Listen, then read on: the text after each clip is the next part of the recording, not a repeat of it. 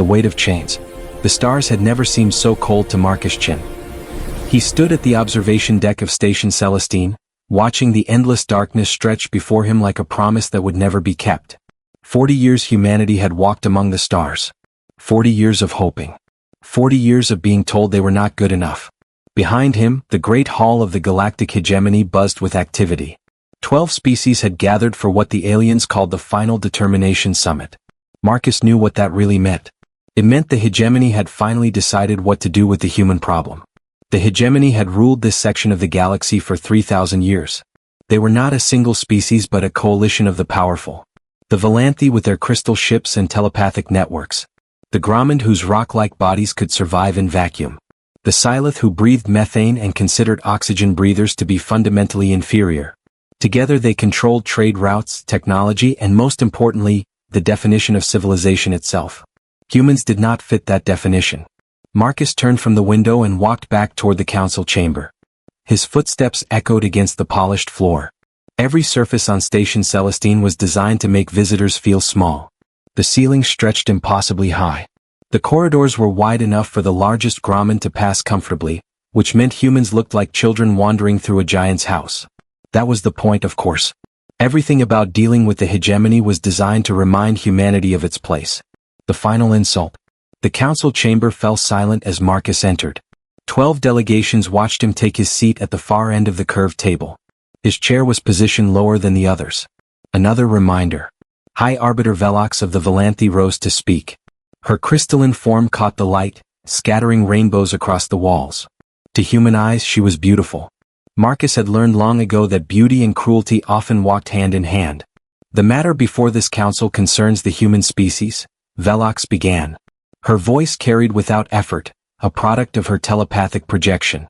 For 40 standard years we have attempted integration. We have offered guidance. We have shown patience beyond measure.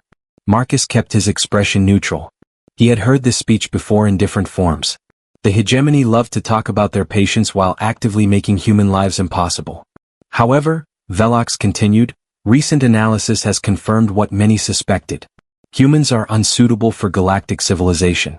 Their origin on a Category 7 Deathworld has left permanent marks on their psychology. Violence permeates their culture. Aggression defines their interactions. They cannot be reformed. A murmur of agreement rippled through the chamber. Marcus felt his hands tighten into fists beneath the table. Therefore, the hegemony has reached a decision. All human colonies will be relocated to Sector Omega-9. This quarantine zone will allow humans to exist without threatening civilized species.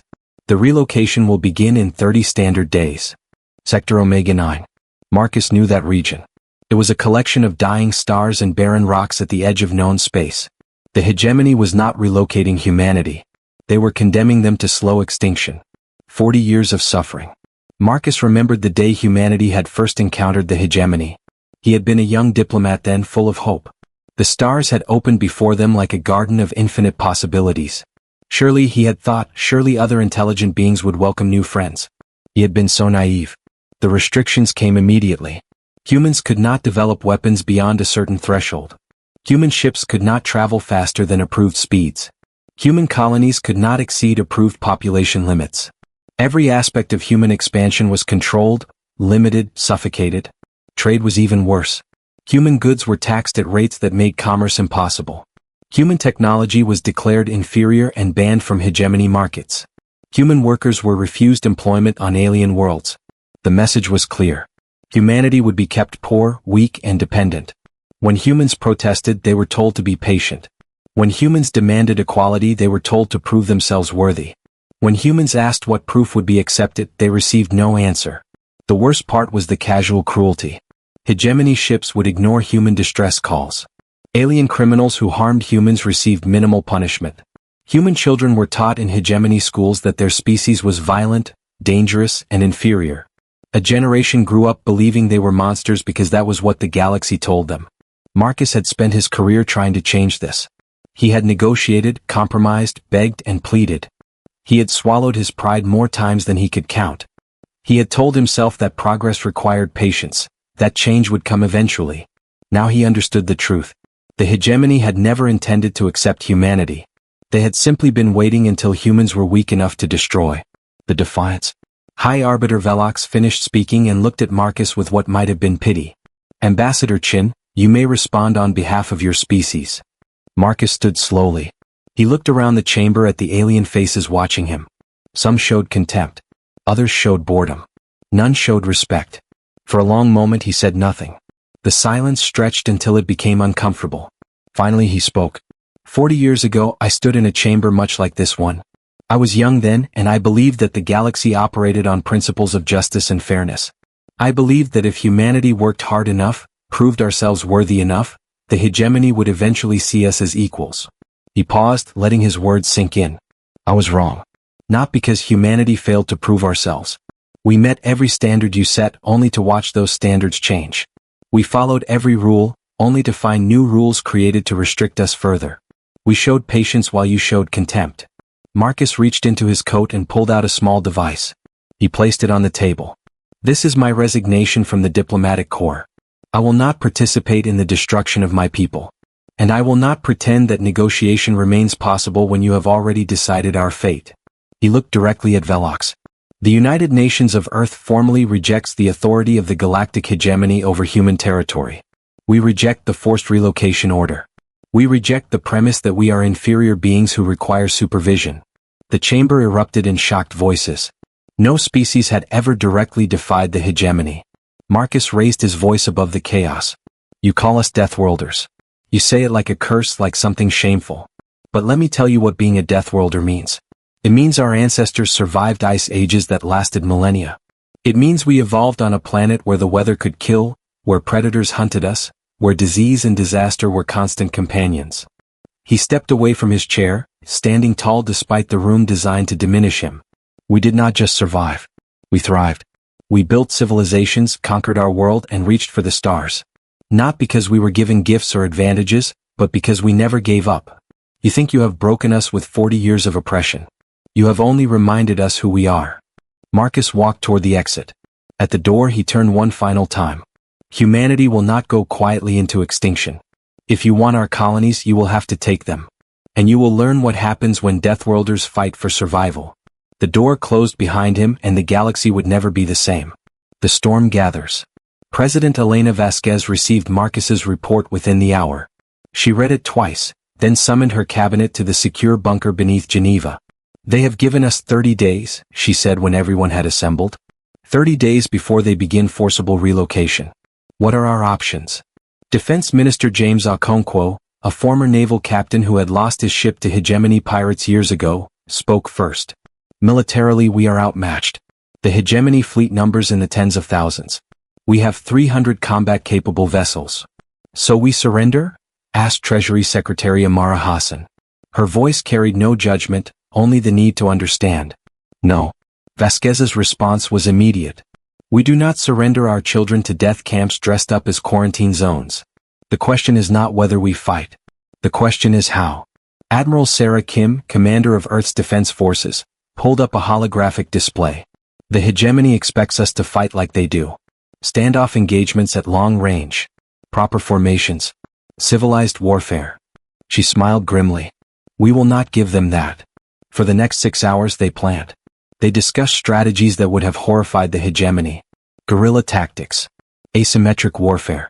Using humanity's Deathworld adaptations as weapons rather than weaknesses. When the meeting ended, President Vasquez addressed the planet. Citizens of Earth and all human colonies, she began. Today the galactic hegemony declared that humanity has no right to exist among the stars.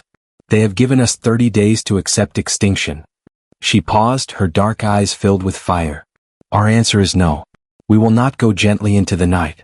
We will not accept a fate decided by those who have never seen us as equals.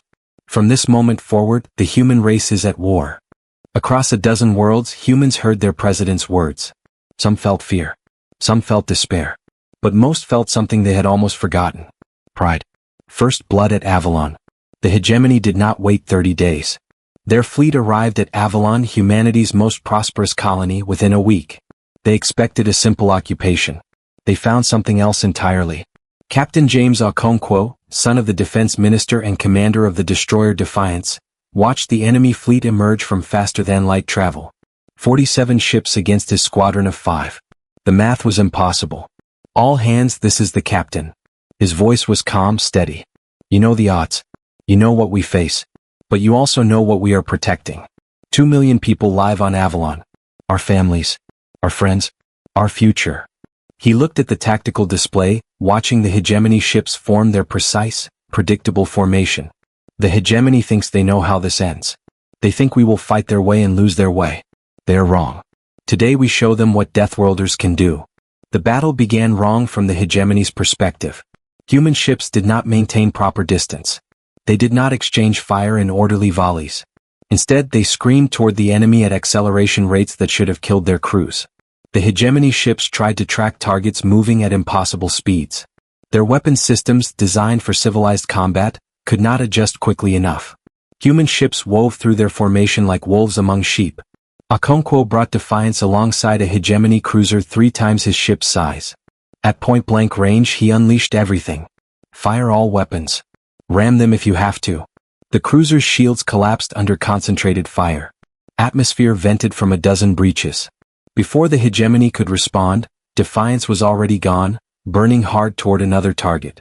But numbers still mattered. One by one, human ships fell.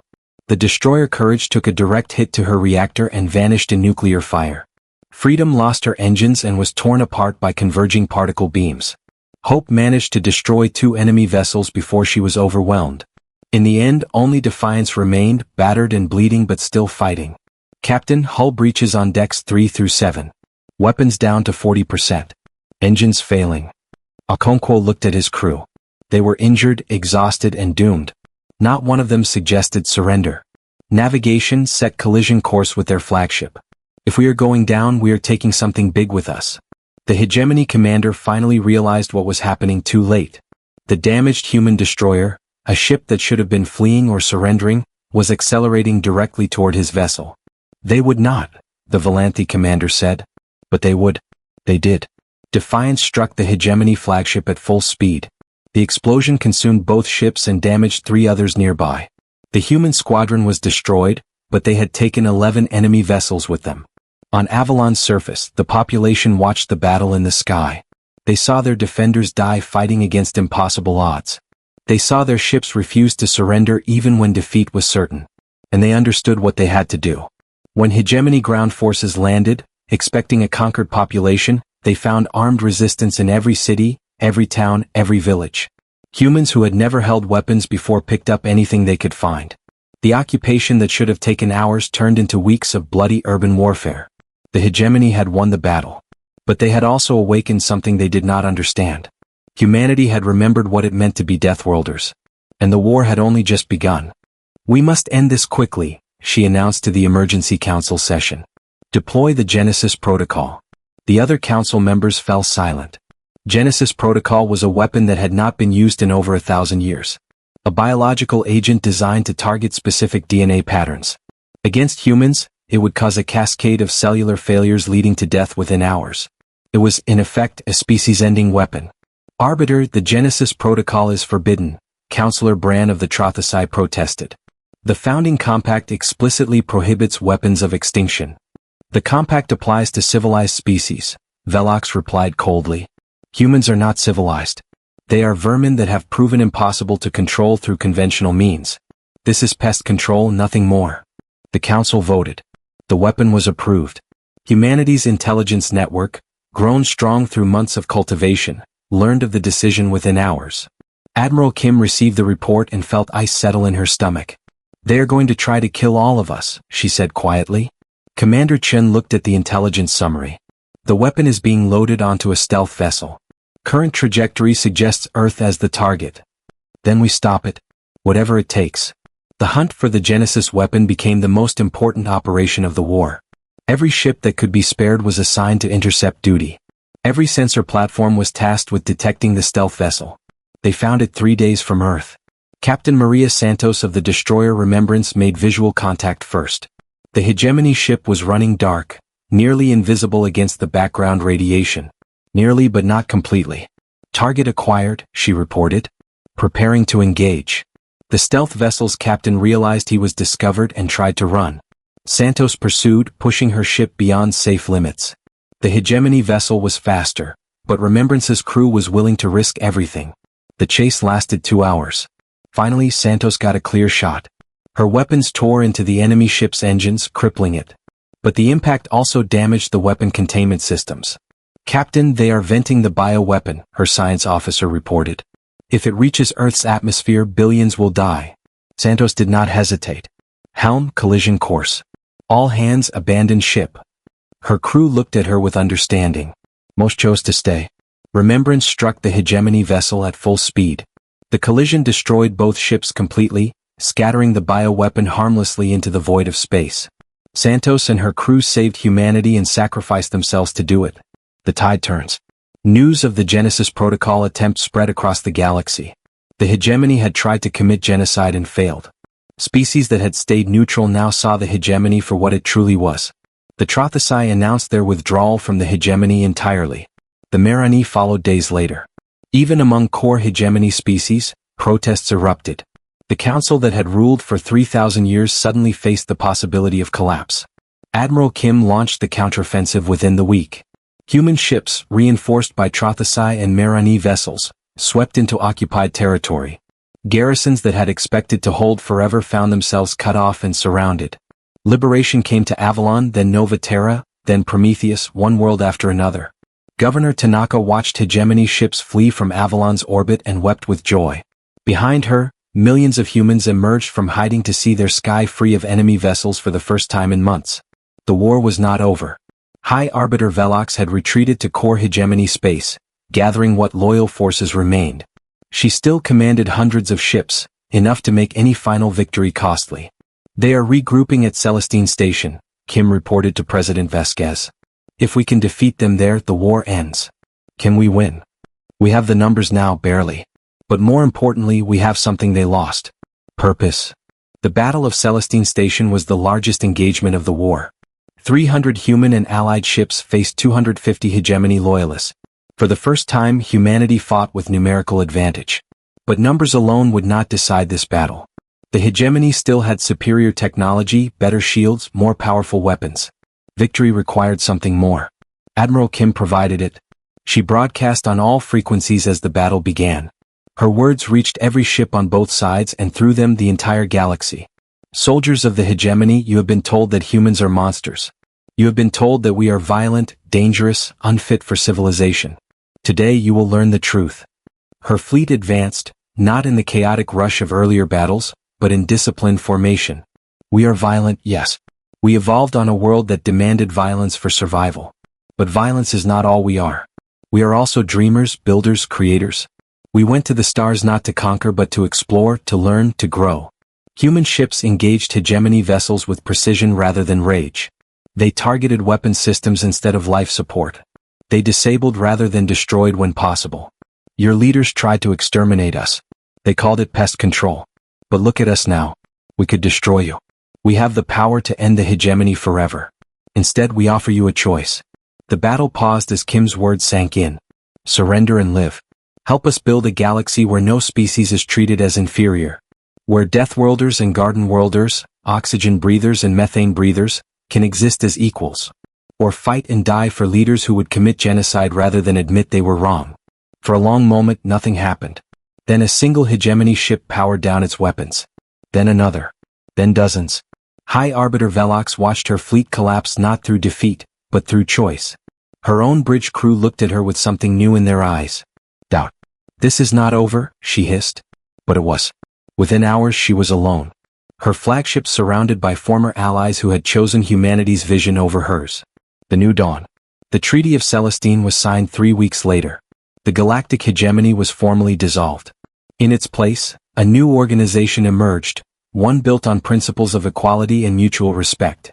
Humanity had a seat at the table, not as inferiors begging for acceptance, but as founders of a new order. President Vasquez addressed the first session of the new Galactic Council. "We came to the stars hoping to find friends. Instead, we found those who saw us as threats, as problems to be solved. For 40 years we tried to prove our worth through submission. We learned the hard way that respect cannot be begged. It must be earned through strength." She looked around the chamber at species who had once dismissed humanity as primitive Deathworlders.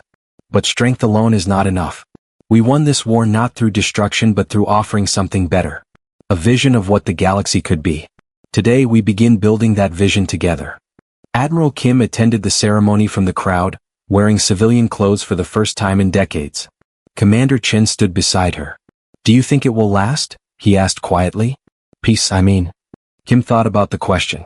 She thought about Captain Santos and her crew who had died to save Earth. She thought about Governor Tanaka and the resistance fighters who had held on through impossible darkness. She thought about all the humans who had given everything so their species could survive. "Nothing lasts forever," she finally said. "But we have proven something important. Humanity can be pushed, can be hurt, can even be brought to the edge of extinction. But we do not break. And we do not give up." She looked up at the stars visible through the chamber's transparent ceiling. "The galaxy knows now what Deathworlders can do. I think that will keep the peace for a very long time." On Earth, on Avalon, on every human world, people celebrated. They had faced extinction and survived. They had fought the most powerful alliance in the galaxy and won. They had proven that the death world they came from was not a curse but a gift. Humanity had claimed its place among the stars. And no one would ever tell them they did not belong again. The end. A new kind of war. Admiral Sarah Kim stood on the bridge of the carrier unconquered, watching the stars wheel past the viewport. Behind her, the scattered remnants of humanity's fleet gathered in the shadow of a rogue planet, hidden from hegemony sensors. 3 months had passed since the fall of Avalon.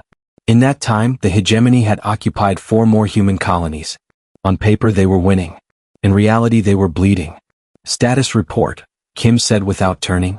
Commander David Chin, her executive officer and nephew of the former ambassador, pulled up the latest intelligence.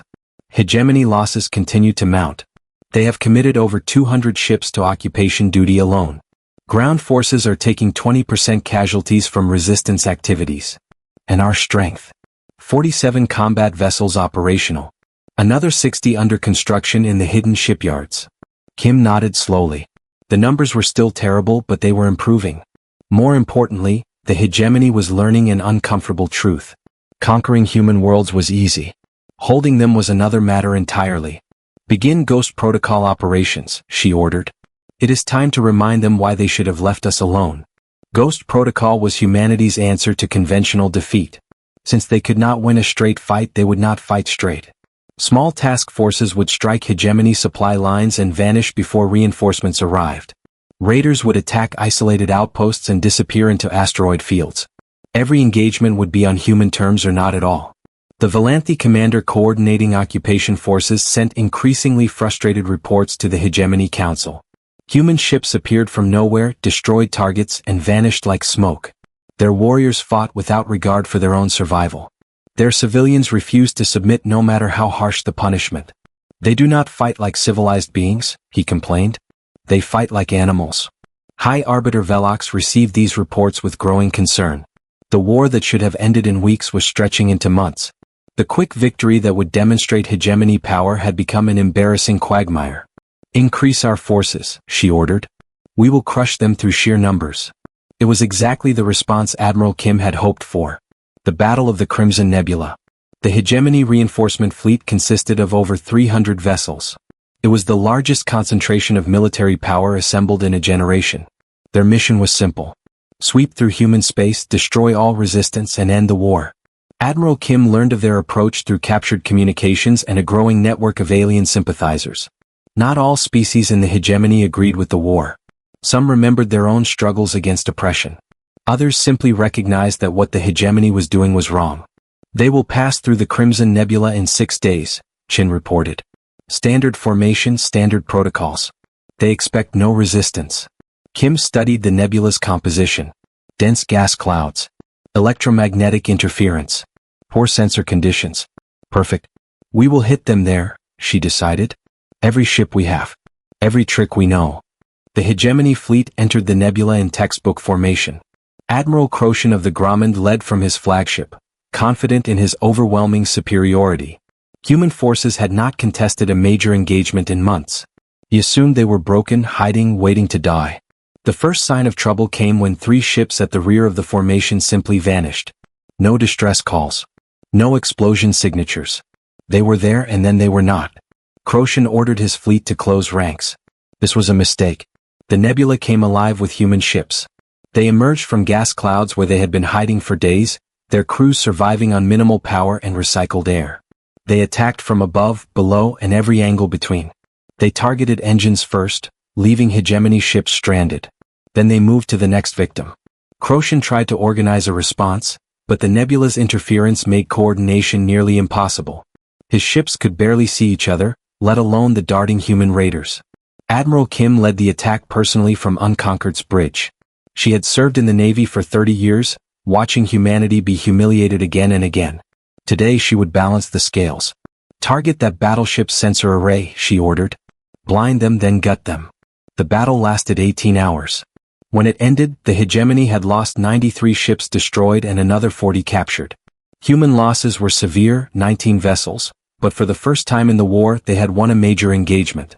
More importantly, they had captured something valuable. Crocien's flagship had been boarded and taken intact, along with its complete database of hegemony military codes. The news spread across the galaxy like wildfire. The invincible hegemony had been defeated by Deathworlders. Suddenly, the outcome of this war did not seem so certain. The fire of resistance. On occupied Avalon, Governor Yuki Tanaka heard of the victory through underground channels.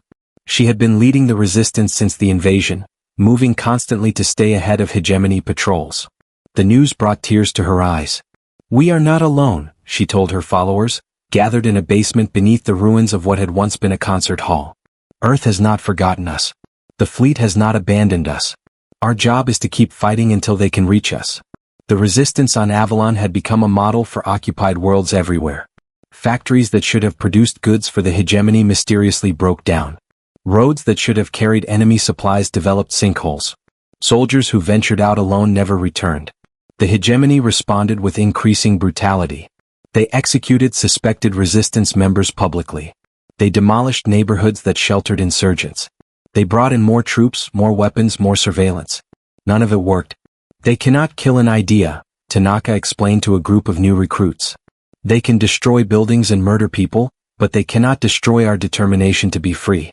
Every person they kill creates two more who join us." She was right. The harder the hegemony pushed, the more the population resisted.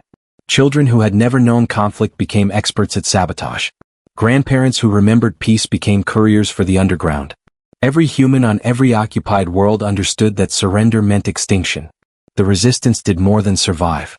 It tied down hegemony forces that could have been used elsewhere. Ships meant to hunt Admiral Kim's fleet were instead needed for garrison duty. Soldiers meant for offensive operations were deployed to guard supply depots. Humanity was bleeding. But the hegemony was bleeding too. Forbidden weapons. High Arbiter Velox stared at the casualty reports and felt something she had not experienced in centuries. Fear. The war was entering its 6th month. Instead of ending, it was escalating. Human raiders struck deeper into hegemony territory each week. Resistance movements on occupied worlds were growing stronger. And worst of all, cracks were appearing in the hegemony itself. The Trothosai delegation had formally protested the war. The Marani had withdrawn their ships from combat operations. Even among the Valanthi, voices questioned whether the cost was worth the goal.